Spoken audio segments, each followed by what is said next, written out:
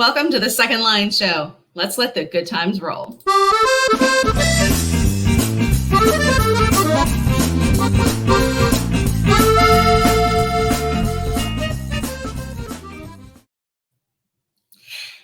Hey guys, and welcome to the Second Line Show. I'm your host, Nola Nash, and we have got joining us today Laura Kemp, Carla Vergot, and Tina Hogan Grant. I'm so tag the microphone button because we've got a little bit of an echo going on today, and we figured out that if one of us talks at a time, there is no echo. So we are going to work with this because that's what you do. So I am going to let these ladies introduce themselves to you kind of one at a time.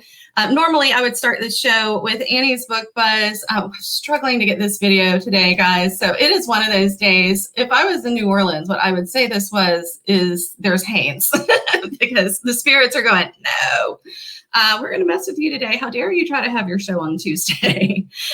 So that seems to be what's going on today. I'm going to blame it on gremlins. You guys blame it on whatever you want. But thanks for joining us. Those of you who are joining in the comments and those of you who will be tuning in later, we do appreciate you tuning into the second edition of the Second Line Show. So Carla, since you are right over here to me, I'm going to let you introduce yourself first. So Carla, go ahead and tell us a little bit about what you do, and I'm going to mute me and unmute you. My name is Carla Vergot. I'm happy to be here. Thank you, Nola. I probably am the one responsible for the technical difficulties. I seem to be the one that has jinxed everybody else. You can blame it on the Haints or you can blame it on me. I don't mind either way. I have written 2 books in the Lily Barlow series. Book 1 is Lily Barlow, The Mystery of Jane Doe, and Book 2 is Lily Barlow, The Mystery in the Mangroves. Hard at work up on Book 3, but it is a slow process. All right, and down below me, I have got Miss Laura Kemp. So Laura, I'm going to unmute you, let you tell us a little bit about what you do. Hi, everyone. No echo? It's all good? Okay. Well, I'm Laura Kemp, and I'm a writer, obviously, and I wrote my 1 debut novel out, Evening in the Yellow Wood, and it is a cross-genre, everything in the kitchen sink is what I always say when I describe this book. I have a second book coming out. There's rumblings that it will be out in November. Rumblings. And I also have a cover for the second book, which is pretty exciting. So it's kind of exciting news. I know we need Nola to do that second line clip again because everybody's partying with the cover. So yeah, that's what's going on with me. I'm also teaching school in person. So it's been a crazy week. I'm a little sleepy right now. So, but I'm here and I'm ready to go. So. That second line dance is definitely it's necessary. I know wherefore she speaks about this cover. So yes, it's pretty awesome. Tina, I'm going to go ahead and unmute you.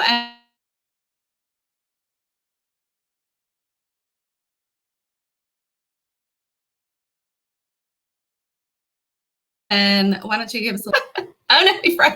There we go. Now we're back. I'm telling you. Haynes, man. Haynes. All right. Go ahead, Tina. I'm originally from England. I now live I usually call it sunny California, but right now it's smoky California. We have just got the crazy years of wildfires. It's pretty bad, the smoke here.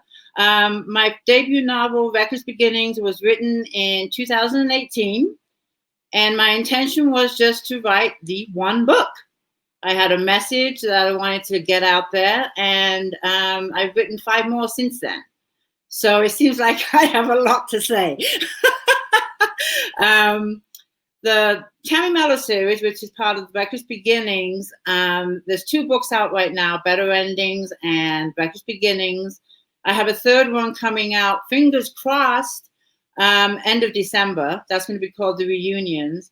And all 3 of those are based on my life. They all have different messages about lessons learned, stupid choices, and how we grow from those choices. My other series is the Sabella series, and that's a steamy suspense romance. And I have the third book in that one coming out Monday, August 31st. So that's exciting for me. So there we go. Very exciting stuff. And I think that last one, it's Claire, right? Isn't it Claire? Isn't it Claire is the last one? Is that what it's called? Claire is the one that's coming out on Monday. And there's going to be 2 more books in the series. Awesome. There'll be Jill will be the next one after Claire. And then I don't have a title yet for the final book. So. Awesome. Well, I was looking over those, and I've got Claire in our kind of our cover thing for all of our authors. So that's the one that's out there because I knew that it was coming out. So I wanted to make sure. Yeah, that's the one. Thank you so much. It's awesome. All right. I know this is going to get all echoey and weird here, but one of the things that I wanted to talk about, and again, sorry, Annie, about the book buzz. It was so good too. We're going to save it for next week. I will figure this out. The Haints will not win. I promise. I don't know what I'm going to have to do with sage the house and the computer and the phone, everything else I've been trying to use in the last hour and a half to get that video to work. So we're going to move right into our author chat here. And one of the things that I wanted to talk to you guys about today is setting and using setting. How do you decide what your setting is? How do you decide how deep you're going to go, how legitimate you're going to go versus, maybe you decide to tweak things and fictionalize it just a little bit, and how the setting really does impact the story that you write. So much of us, anytime that we do an interview, we always get asked the same questions. And so for me with the show, one of the things I wanted to do with you guys is to really give you something different to talk about and kind of the same old things. So let's talk setting. And I know Carla and Laura, I know your books very well. And Tina, I'm getting to know your books and I love them. But I do want to kind of have you guys talk about that. We know that my jam is New Orleans. We know that. And I can toss some things in once in a while about how I use New Orleans too. But I love that you guys have used some settings that are truly important to you. And they mean something to you. They mean something to the readers in those areas. And so tell me a little bit about that. Who wants to start us off today? I'll start. I'm not muted, so I'll start. But for the Tammy Mello series, which is based on me, it was, of course, pretty easy because it's based on my life. So the first part of the book takes place in England, and it does begin with a coming-of-age story and the towns that I grew up. But I did give the towns fictitious names, but Tridale is based on my hometown in Yorkshire. So I talk about growing up in England, the Ilkley Moors, the schools, working in England, and I try and give that atmosphere.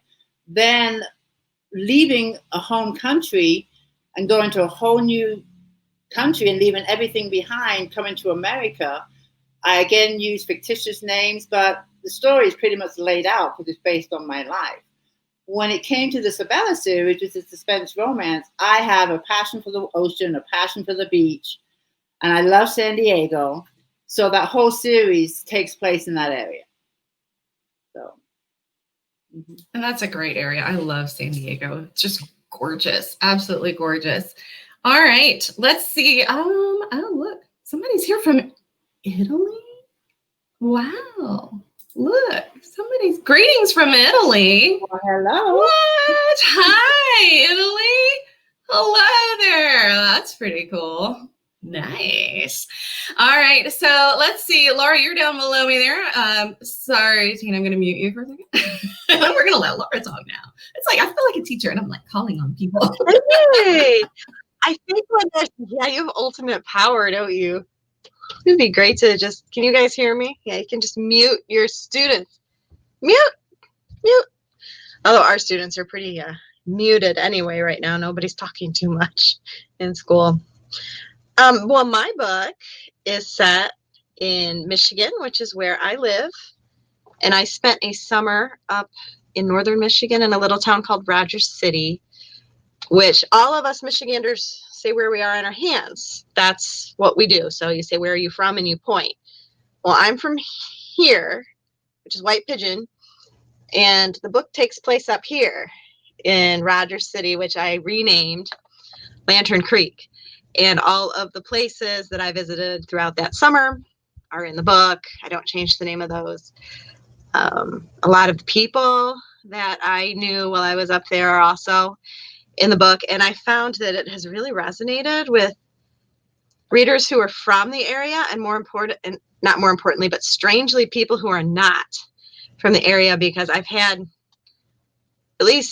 many readers tell me that they've started researching Michigan to try to find these places, to see if they're real, to see what they look like. They're fascinated with these places, to the point where when I was up here giving one of my book club talks, the Chamber of Commerce lady from Rogers City who's a friend of mine, said, we should get a big van and get a bunch of ladies, and you should drive up here and you should do a tour of all these places. Because, of course, she's thinking, she's Chamber of Commerce, so of course she wants more tourism in the county. And I'm thinking, wow, would anybody want to do that? And, and I threw it out there for fun. I did have people interested in wanting to go up and actually see these places. And I'm that same way. When I know that a place or a book or a movie is set in a real place, I get fascinated. I get obsessed. I start looking it up.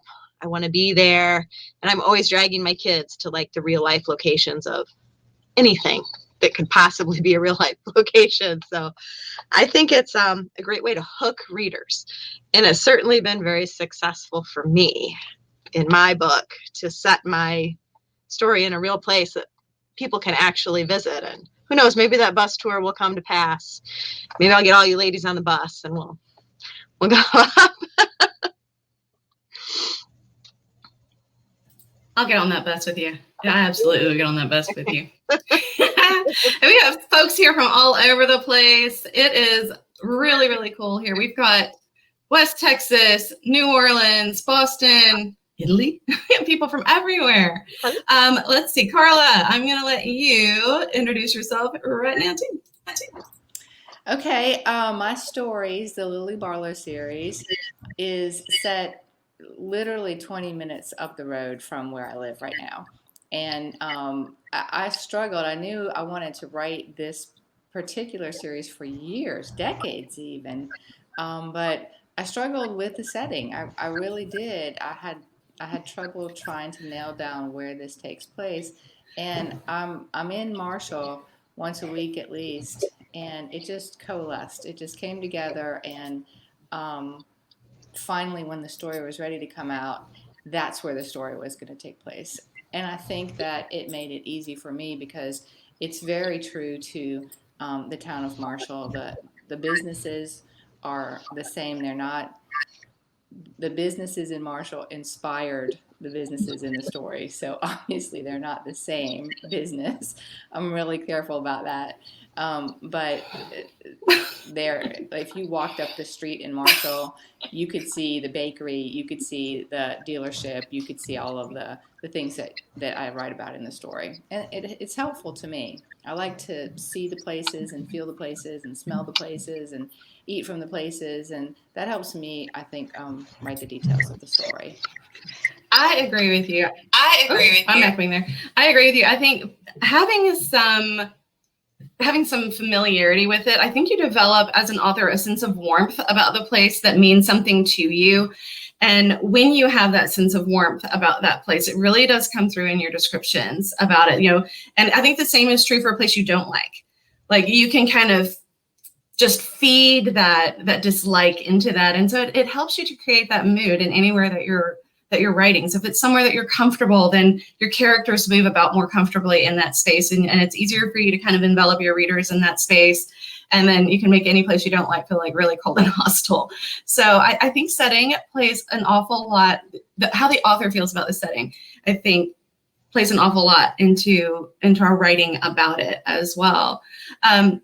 Now I write about New Orleans because I grew up in that area. And of course, if you're going to do anything in Louisiana, in South Louisiana, you're going to go to New Orleans to do it. I mean, it's just sort of the way that it is. I grew up in Baton Rouge, but when you grow up in Baton Rouge, your nightlife is in New Orleans and your weekends for sure. But there's a lot that I write about that I know is still there. And that's kind of the cool thing. Even though I write historical fiction and, I'm writing in 1829 New Orleans, people can still walk the map of the French Quarter and find the things that I'm talking about. And I love that about that city, because even in 300 years, it's changed a lot. It's changed and gone from just vibrant and wonderful to parts of it were kind of run down, and they've really been renovated and come back again. And it's kind of been on this roller coaster. But at the same time, the heart of the city hasn't changed. And so much of the history is still there and is still very much alive in the buildings that are part of that. And I think that the setting in my books being so just historically still there for the readers is kind of fun, because people reading it who've been to New Orleans are like, hey, I know that place. I know what you're talking about. And I think your readers do the same things. Anybody who's been to those places kind of has that moment of recognition, like, wow, I know where that is. That's so cool. And I love that. And I think it's important to throw those in for people. Let's talk about just why your setting works for what it is that you're writing. I mean, we know that, I'm writing paranormal mystery here. And so everybody believes everything in New Orleans. Like, you can believe the weirdest, strangest things. People will absolutely, they'll believe that. Okay. And that's why I like to use it for paranormal mystery. You don't have to worry about, what's going to be believable and what's not. But of your stories that work really well with the settings that you chose that may not work as well in a different setting. So I'm going to give the microphone back over to Tina. Tina, talk to us about why that setting just really works for that particular book. And you pick any book that you want, that you think that the setting is just really kind of crucial, almost becoming a character in itself. Well, I'm going to start with the Sabella series, the suspense romance. San Diego, the beaches, they're a young couple, they're in their 20s. What couples at that age do not like to go hang out at the beach, go swim in the ocean? And for me, it's also a romantic city. You go to San Diego, it's just romance. It just speaks romance, screams romance. And I love San Diego. So when I was writing about it, it was easy for me to put that in my writing, how much I enjoy the beaches and the ocean and let those emotions come out in the writing. But it was just a perfect setting for a young couple to fall in love. I agree with that. I think the beach is a great setting for a love story. There's just so much romance. Just in the whole landscape itself is just fantastic. The sunset, the colors of the skies, everything. You can just really get carried away. And I did. Absolutely. I love it. I love the beaches. And I mean, I am so landlocked. It's just sad. But I mean, I here in Middle Tennessee, like, it's like, there's no water here. I mean, we have the occasional lake. We've got the occasional creek, and we make a really big deal out of them because you've got the Cumberland River. But, you're not going to go swimming in the Cumberland River. It's rocks, and there's the river down there. So, it's great to go stand at the edge of. Yeah, and the whole series takes place in San Diego. So I love it. I went with it, and it just feels perfect. It does. It really does. And then with the other series, like I said previously, because it's based on my life, the settings were automatic. It was going to be in England and then in America. But what I was able to do is, when I came to America, she's in the city, and these cities are a lot bigger than what we have in England.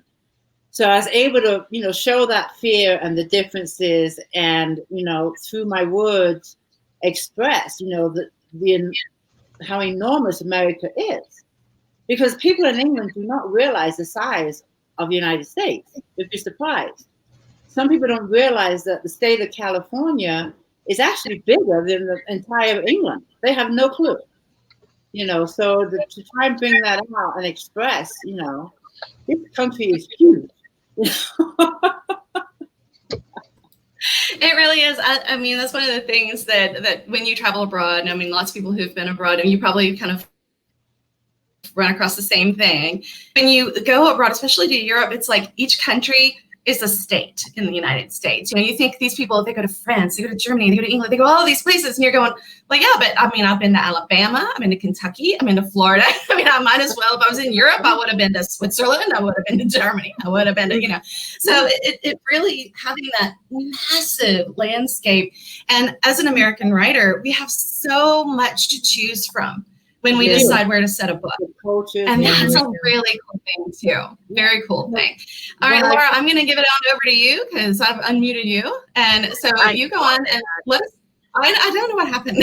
I was like, you're not echoing. You're not echoing. So maybe two of us are saying it at once, huh? Maybe so.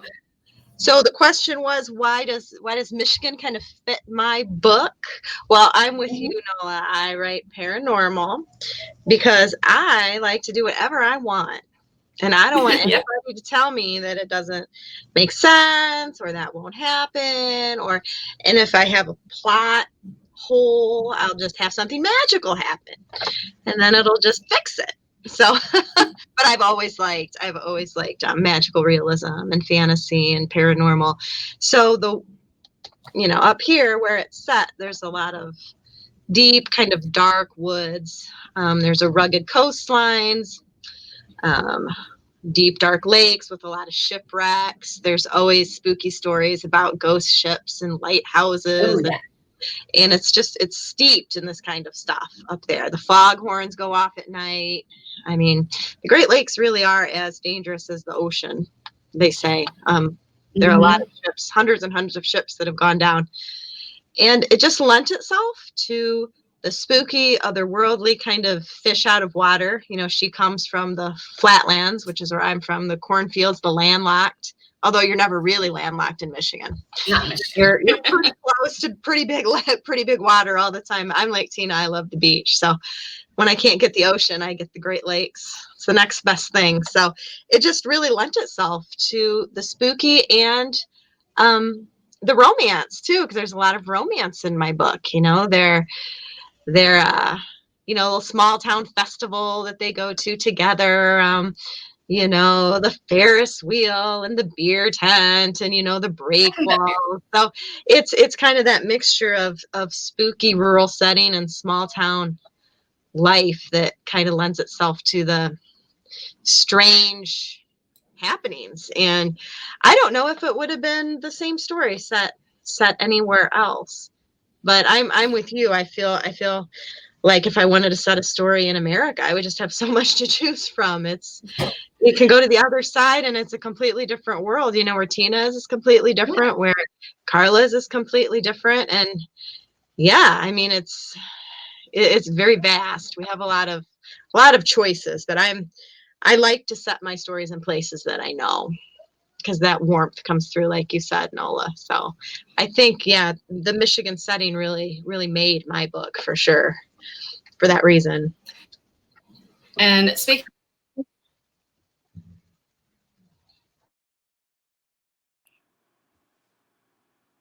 I've muted me. I'm telling you, Haynes. I unmute Laura. Unmute me. It could be user error. Let's just be real here. But Carla, I know. So it's not me. I don't know. Go ahead. I want to talk to you a little bit about your small town that you chose and kind of the fun things that go on there. You have an absolute, just precious little town that you've kind of embraced in your story, and some great characters that come out of the small town setting. So I know that setting is important for those things. Talk a little bit about it. It definitely is. I grew up in Charlotte, which is not a small town, and I live near Washington, D.C., also very congested area. So to find those little rural retreats, it's precious, actually. I think that I developed a love of the small town. My grandparents lived in a small town in Pennsylvania, and I visited with them frequently up there. So I knew this story would work best in a small town. So I just had to find the right one, the right chemistry, and Marshall turned out to be it. I loved what you said about the setting can become a character, in the story. I really think that that's true in Lily Barlow, and I've read your book, Crescent City Moon, and I've read Evening in the Yellowwood. So I feel like you used your settings as characters also, Tina. I haven't gotten to any of your stories yet, but I will. So for me, it in between book 1 and book 2, you know, book 2 is really more down in the Florida Keys and Key West, and so I added that character to the story, taking the people out of the small town of Marshall, and that was a lot of fun. I thought it really grew the story quite a bit, bringing in that new voice, there was a beach suddenly, there was sand. There was a romantic component. Everybody said the water brings that romance, and it certainly did. I think a little bit more in Lily Barlow too.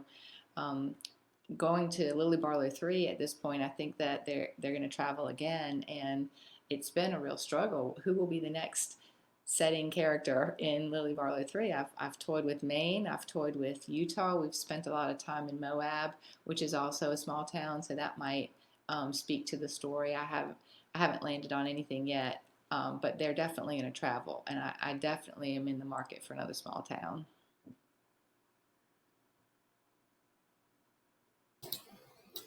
Did I unmute the right person? I'm telling you, I'm not real good at this game. I'm much better at this game. Holly Ward has asked if we have all read each other's books, and I think the question and is a really good one. And I think the answer is we are trying desperately to get to everybody's books. One thing people don't know about authors is that we would love to spend all of our time reading, and then we kind of have to tear ourselves away and write. And especially those of us with series that we're writing, it seems like there's always something else to do. We're never done. I know I have had the opportunity to read both Laura and Carla's work, and I'm getting started on Tina's and just loving these things. So I'm really looking forward to getting into the San Diego series too, because that just sounds awesome and a lot of fun. I know, let's see, Carla. No. I unmuted too quickly. Carla, you said that you haven't read Tina's yet, but you have read ours, so we've got that one. Tina, I'll let you answer that question too. Have you read any of the other books, or what are you reading now? I guess is also a great question. I've read Yellowwood, Laura Kemp's. I've not read Carla's yet, but it's on my list. And I've not read yours either, Nola, so it's on my list. A lot of reading to do. Right now I'm reading Sisters of the Undertow by, Johnny Barnard. Johnny Barnard. Really good book. I'm enjoying it. So that's what I'm reading right now. But yeah, I'm anxious to read your books. I am. You take it. Anxious to read them too. Laura, you've got a question hanging out there from Alicia. So I'm going to let you answer her with the information that you know. Hi, Alicia. Yeah, there's Rumblings, November, my sequel, will be out, and I do have a finalized cover. So I am going to be doing something with that at the end of the week on Camp. So keep your eyes peeled. Do you want me to also answer the question, teacher? That's Nola. I've read everybody's book. I've read Nola's, I've read Carla's, and I've read Tina's book, Slater, which is very steamy and very romantic. And yes, the beach plays a big part in it. So, but I've read, I think only the one of Tina's series, but I've read both of the other girls' because they each have two. And what I'm reading now, I just finished Ashes by Sharon, I think it's Gloger Friedman. Wonderful historical fiction about the Triangle Shirtwaist Factory fire in New York City in 1911, I believe. And I am just kind of twiddling my thumbs thinking of the next book that I'm going to read. But Renee Winchester sent me her book, Outbound Train. So that's calling to me right now. That's probably the next one that I'm going to pick up. But I'm a slow reader. Is that the bad way to say it? Or I savor. These people, Nola, you're one of them. You whip through these books and just like zip, zip, zip. And I'm looking at it like it takes me a long time to read a book. So when an author asks me, I like to let them know that, yes, I am still reading it and I'm savoring it. That's the nice way to say it. So I do read them, just slowly. Well, I have to confess about how I read a book. I ignore every responsibility that I have. And I can't read too many books because then I would ignore everything. So I have to pace myself. Like I will sit down with a book and then I won't move again. And it's like the book has to be finished. I can't walk away from a book. I'm not good at stopping and starting books because then I get busy and I go, what was I reading? Oh yeah, I was reading whatever. So that's how I read so quickly, but it's also a horrible flaw on my part. Ask my family, mom with a book in her hand, not a good sight. That means there will be no dinner, there will be no laundry, and she's gonna be really crabby in the morning when she didn't get enough sleep. So definitely not a positive trait by any means. I love Diane's question. She asks, how do we all celebrate a book when it launches? And so Tina, I'm going to let you go first on this one because you have a book that is coming out quite quickly. So you're probably the first of us to have a recent launch. So I'm going to unmute you, Tina, and let you tell us about that. Yeah, Claire, book 3 of the Sabella series is coming out August 31st on Monday. So what I've been doing is I've been doing some giveaways just to get the attention. I do some great giveaways of someone can win all 3 books, paperback, signed. And I've been doing those for the past 3 weeks just to get attention to the series. And the simple questions, they don't have to, do a lot to win these books. It's just getting attention. I have all week long this week, I'm doing spontaneous giveaways in my group. And it's all for bookmarks and swag, just to get the hype up. And then starting tomorrow, I'm doing excerpts from the book every day up until launch day. So they'll get 500 words, starting with chapter 1. Up until launch day, which is Monday. And then on Monday, I have a release party in the group. And I think Laura is part of it and Carla is part of it. So are you Nola? She's muted. Never mind. I'm muted. Dang it. I'm telling you. But anyways, I think 15 or 20 authors are going to get an hour spot in the group. And we're just going to celebrate the launch. So it's all about doing the giveaways and the release party on the actual event. And I will be having one of my books will be for free that day too. So, yeah.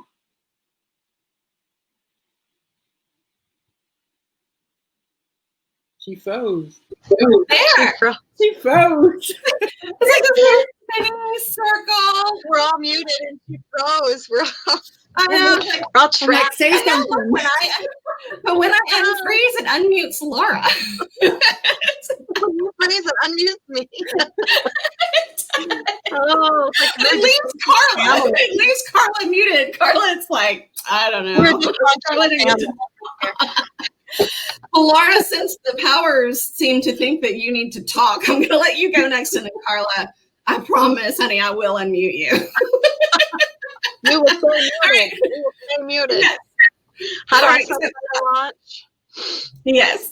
Question. Gosh, it's been so long. Okay. When I came out with my debut, I didn't know anything about launches. I didn't know anything. So I don't even know if I really had a celebration. I didn't have a street team. And that was 2 years ago.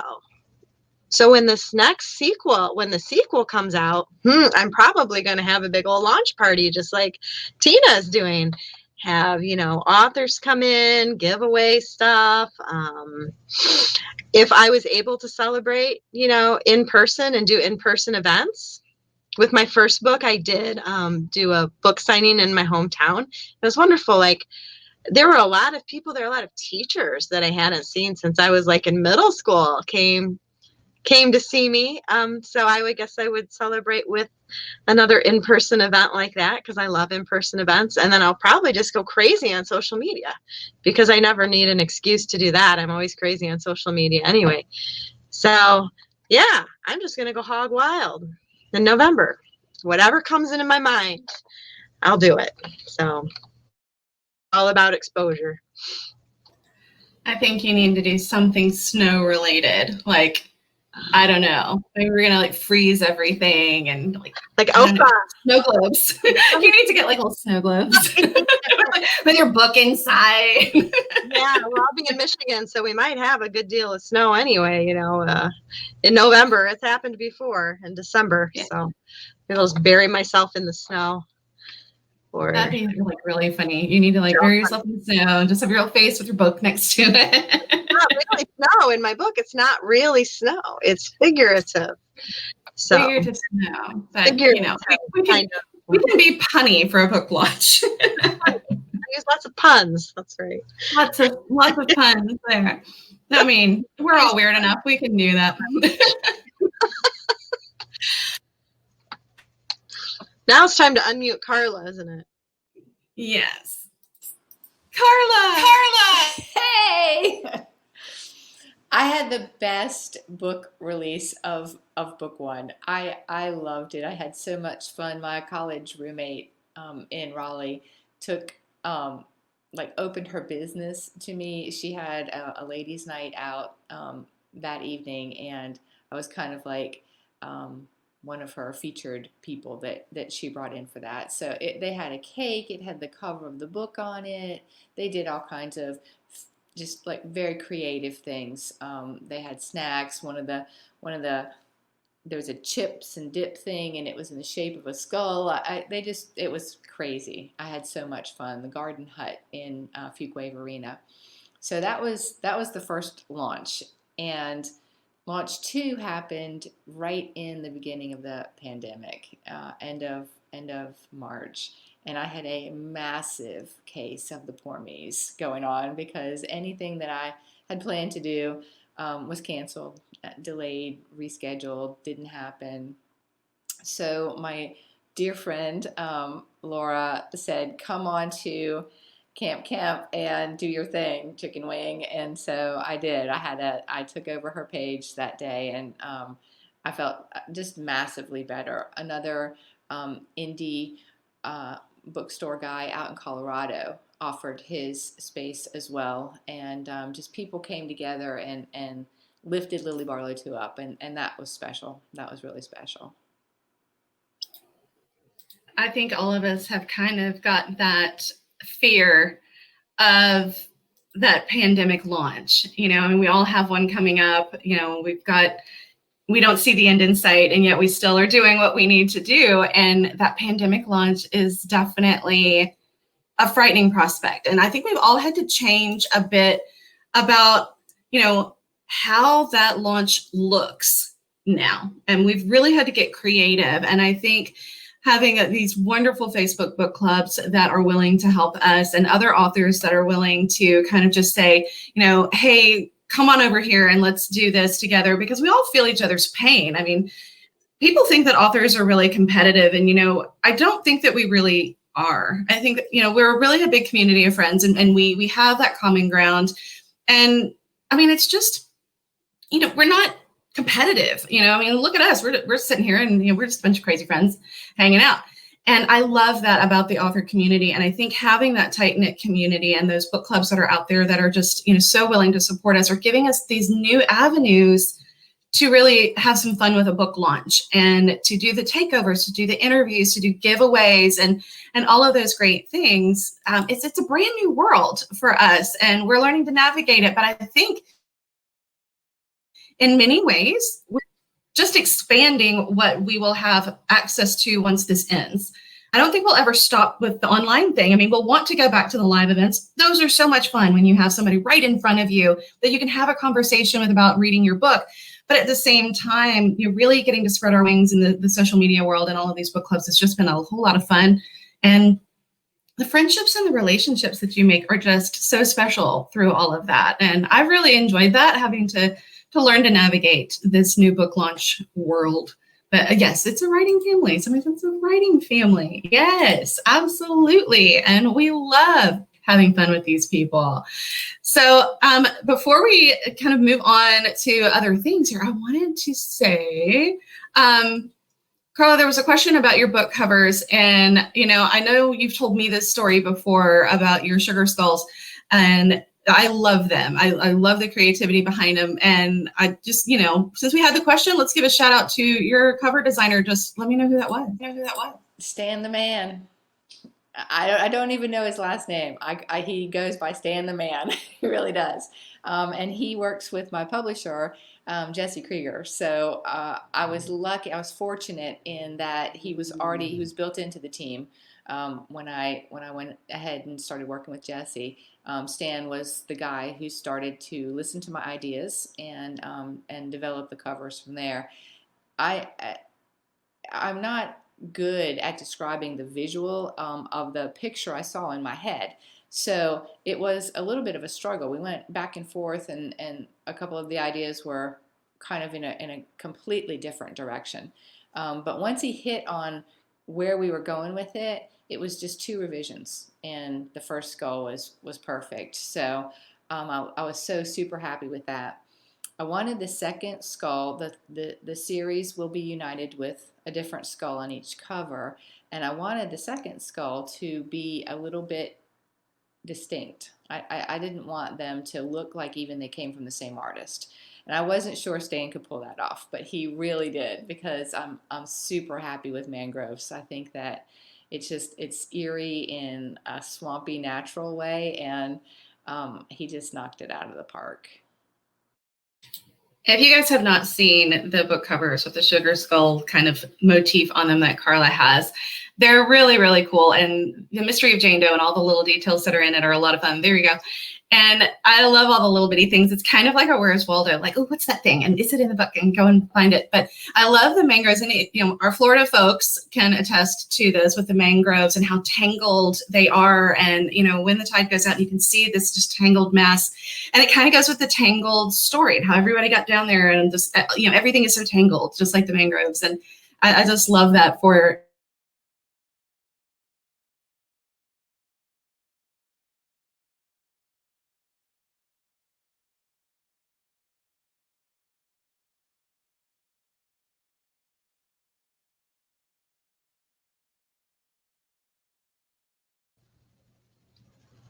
Oh, I'm unmuted. Hello.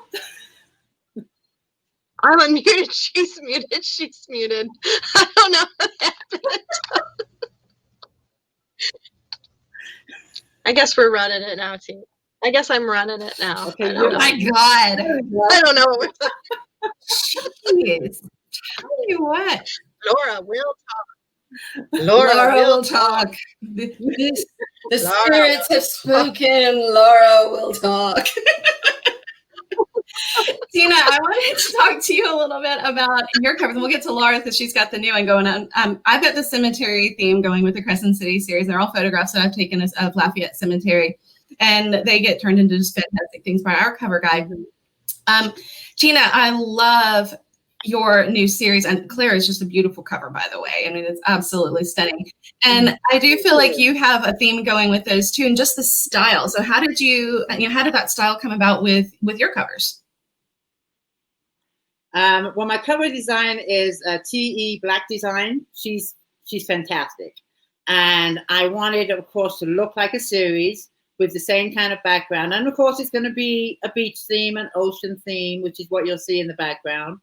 But I just kind of gave her input on each book is about a different couple that started off in the first book, Slater, and then they each get their own story as the series progresses. So I kind of gave Tiffany, my designer, my image of what they look like, the build, the hair, everything like that. And she just magically puts it all together. And lo and behold, when she shows me, the first round, I'm like, that's it. That's Travis. That's Claire. And I kind of pick out points, like in the book with Claire with her big sun hat. I wanted that to be on the cover, things like that. And I wanted in Slater, I wanted them to look a little like nervous or tense, which they do. She's hiding behind Slater on the cover.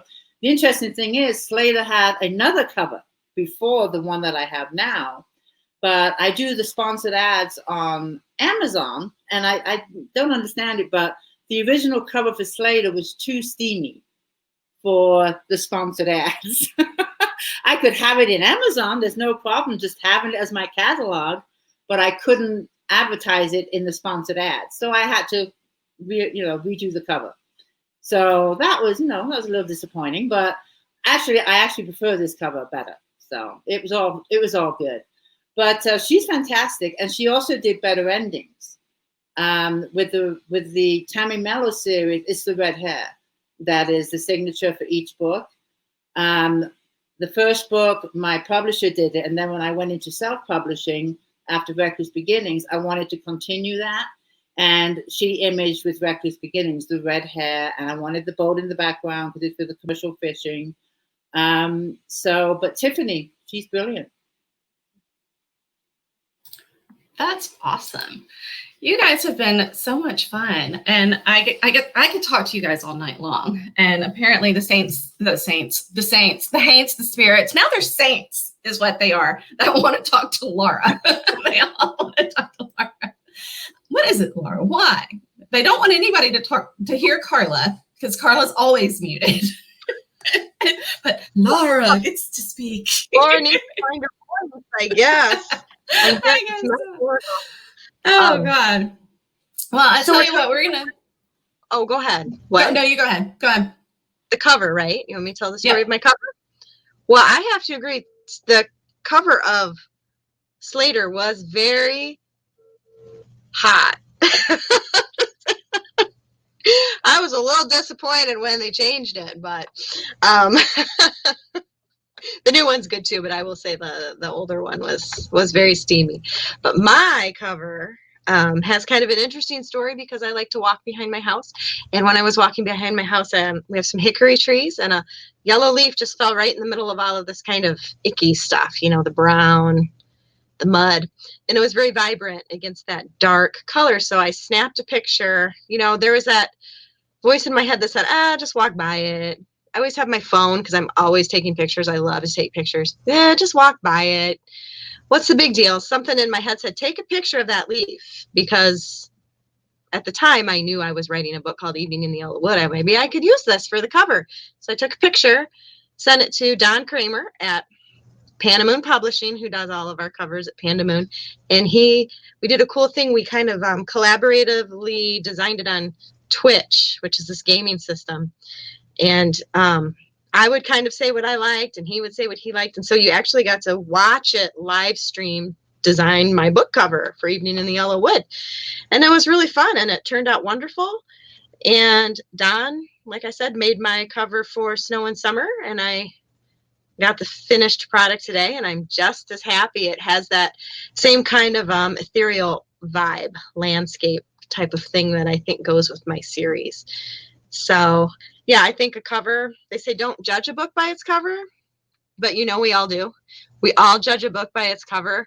So you want to love your cover, you want to be able to promote your cover, and I think I've been fortunate to be able to have input. I know not everybody gets input into their cover. So I think it's super important to have a good cover. I agree wholeheartedly. And I love that I've had input in mine too. And that's one of the things that has been really important to me, is to have that input and to know, I want this to have this particular vibe, but at the same time, I do kind of trust Don to do the same fabulous things that he does. So he takes my photographs, and if you saw the two pictures side by side, it's like, wow, that's the same picture. But they are. And so he takes the photographs that I have of the cemeteries and transforms them into these just really rich and creepy and kind of dark and mysterious covers, which is a lot of fun to have that kind of thematic feel to the series. And I think that it is necessary for the readers to kind of have that compartment that those books go in. They look like this. This is the feel of these books. And it makes it a whole lot of fun to kind of think about, what am I going to do with the next one? What is the next one going to look like? And I love having that upcoming book out there to kind of dream about that cover. And I know we talked about books that we all have kind of coming up and things that we're all working on. And we've got lots and lots of projects in the works. I am working on the sequel to the third series that I will be launching soon. So I've got Crescent City Sin is coming out in October. Traveler will be hot on its heels, and then Sylvie's Pen will come out after that. But what I'm actually working on is the sequel to Sylvie's Pen. It's the one that doesn't have the sequel yet. The others have the sequels written. But I'm going to let you guys kind of medicine to help in quarantine. Yes, quarantine medicine. There you go. I'm going to go back around. We're going to start with Tina, and Tina, I'm going to have you tell us what your project is that you're working on now. Okay, currently I'm working on the reunions, which is book 3, and I keep saying this, the final book in the series. It was supposed to be only one book. Reckless Beginnings was supposed to be just one book. But then came Better Endings. I was like, okay, I'm done. But then when I got finished with Better Endings, I'm like, no, I'm not done. So I'm telling myself that this is the final book in the series. And I'm hoping, my goal is to have it released by the end of the year, December this year. So I'm diligent working, trying to stay off Facebook and get the first draft finished. It's just, oh my God. But I'm excited about it. It's going to get everything, tied up neatly. And there's going to be a special note from me in the back of the book when I'm finished with it. So I'm really excited about it. Yeah, the reunions is what I'm working on. And I think I have about 3 more chapters. And then I can say it's a wrap for the first draft. So, and then once that's done, I will start working on book 4 of Jill in the Sabella series. So while that's up with the editor, I can start cracking on Jill book 4. Awesome. So you got lots of stuff you're working on too. I think, as authors, we always say, that's it, I'm done.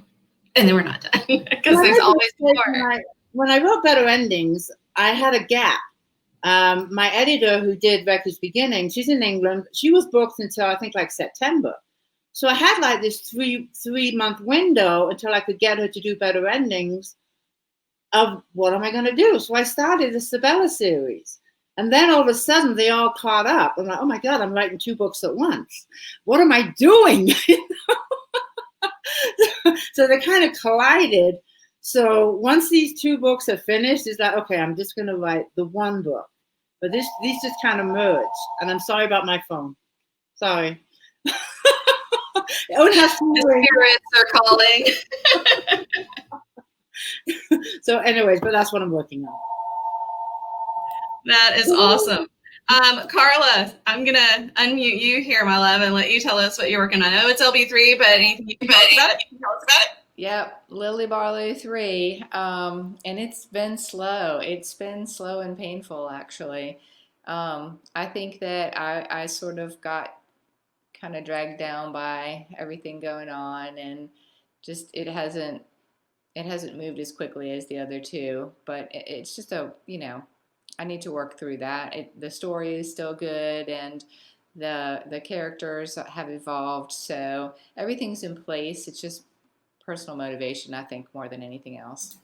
I feel like I've had the same problem with just kind of getting weighed down by things. I've struggled getting traction with the sequel to Sylvie's Pen too. It's called Nightingale in the Square, and it's just been a hard one to write. I mean, it's a great story. I mean, I've researched it, I've plotted it out. I love it. I love the characters, but I really do feel like that's shaking that kind of weight of what is going on and kind of letting all of that out of your brain for a while is becoming increasingly harder to do.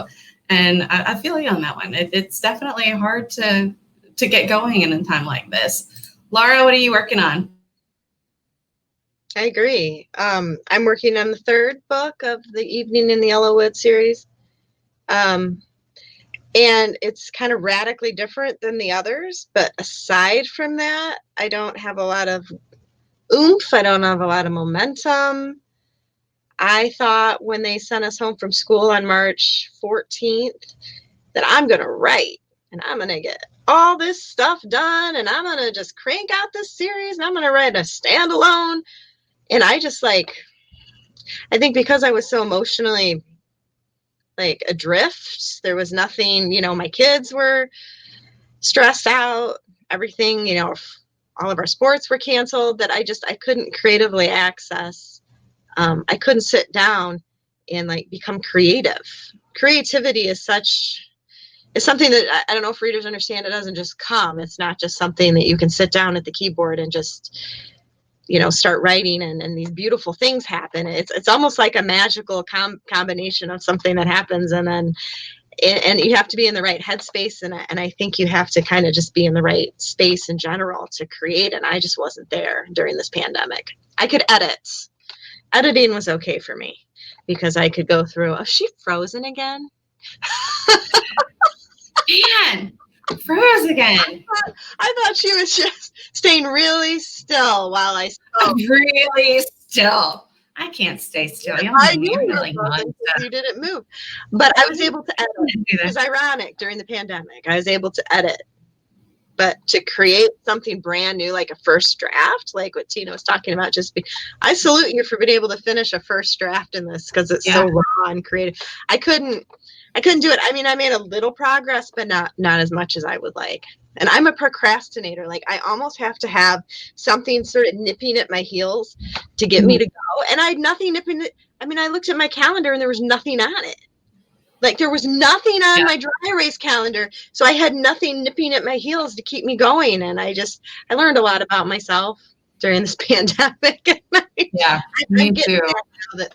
Now that I have some deadlines, I'm getting there. So that's what happened. Now that school has started, I've started to feel a bit more of that pressure to like get some writing done. It's like, even though I'm teaching entirely online, I feel like there's that rhythm coming back to what my daily routine is like. And now I can insert the book writing into that daily routine where I was adrift. I love that word because I think that word really is a great way to kind of define this particular time in our lives. I feel like we've all been a bit adrift. You just don't know.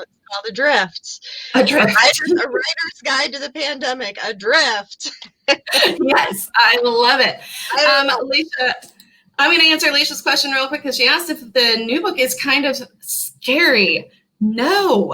And I know that is, if you've read the first book, and I've terrified a few people, terrifying people with the sequel, actually, as people are reading it, as dark and as heavy as the Crescent City series is. Sylvie's pen and the Nightingale on the Square are actually funny. I know it seems weird coming out of Nola Nash and, her nightmarish French Quarter, weird, crazy deaths. No, it's actually funny. And I think, honestly, that's another reason why it's been really hard to write right now, because nothing's funny right now. It's hard to write funny when you feel like things are kind of just pressing on you. You have that pressure of just everything going on. And I think that's really been why this has been so hard for me to write, because I haven't been in the right headspace to write funny. And I want to do right by these characters that I love so much. And the first book is hysterical. It's a lot of fun. It's a great adventure story. They just do crazy, funny, weird things and have really sassy conversations. And my sass and snark borders a bit more on, dripping sarcasm as opposed to sass and snark. Like there's a difference there. There's one that's a little lighter, one's a little darker.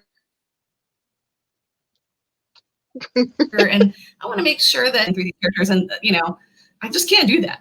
Have I frozen again? Is that why we're laughing? I don't know. Not long. Just for a second. I'm telling you. Hates. So we have gone a really long, because I could talk to you forever. We've gone a really long time. I'm going to skip our New Orleans history and mystery, and I'm going to save it for next time. We're going to talk about Muriel's, which is a restaurant on Jackson Square. And if you've been to Jackson Square and you know the view of the cathedral, and then you have the Cabildo and the Presbytery on either side, the red building on the corner across the street is Muriel's. And Muriel's has an interesting story and ghosts that they welcome. And it has a very rich history, a fun kind of ghost story, and a very special table in the restaurant. We'll talk a little bit more about Muriel's next week, so I don't want to leave you guys hanging on too long.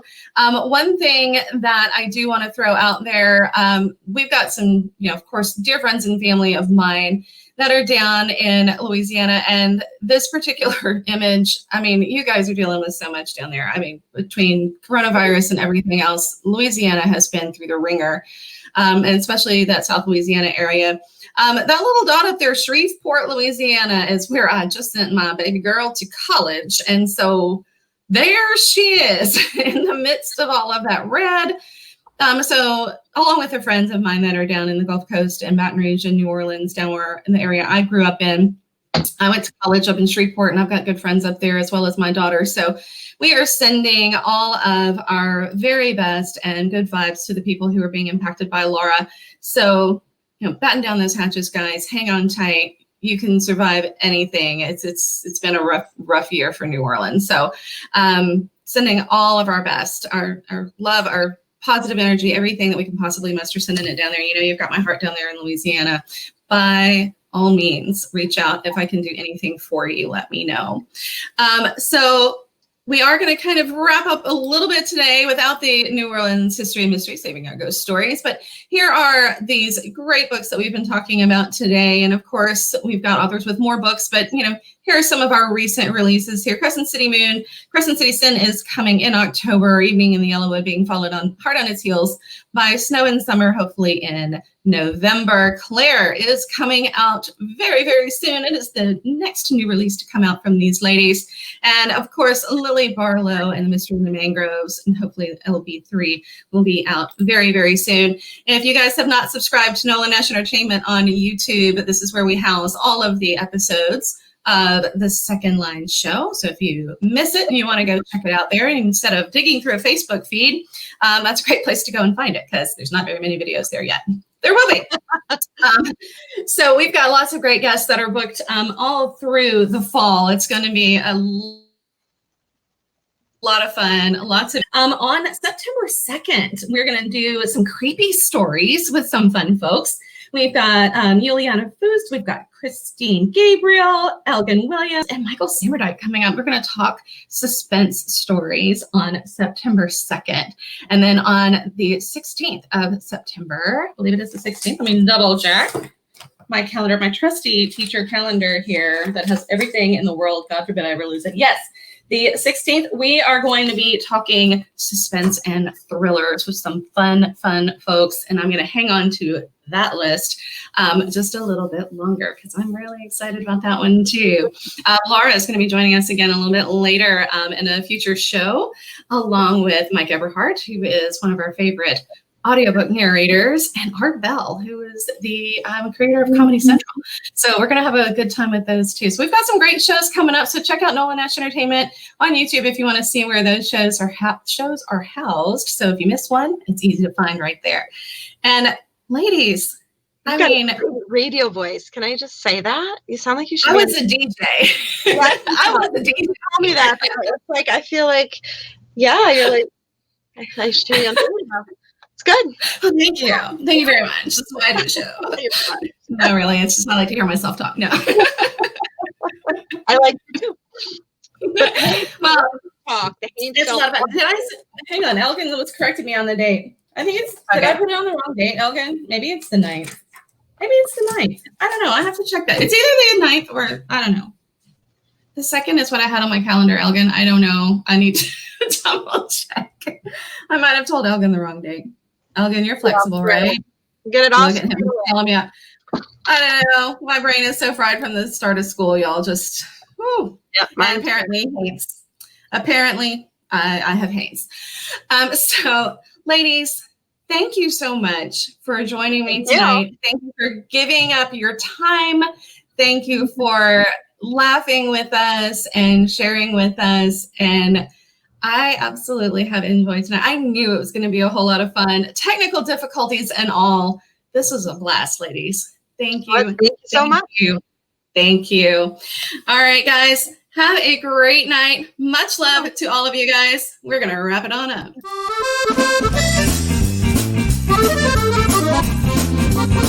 up.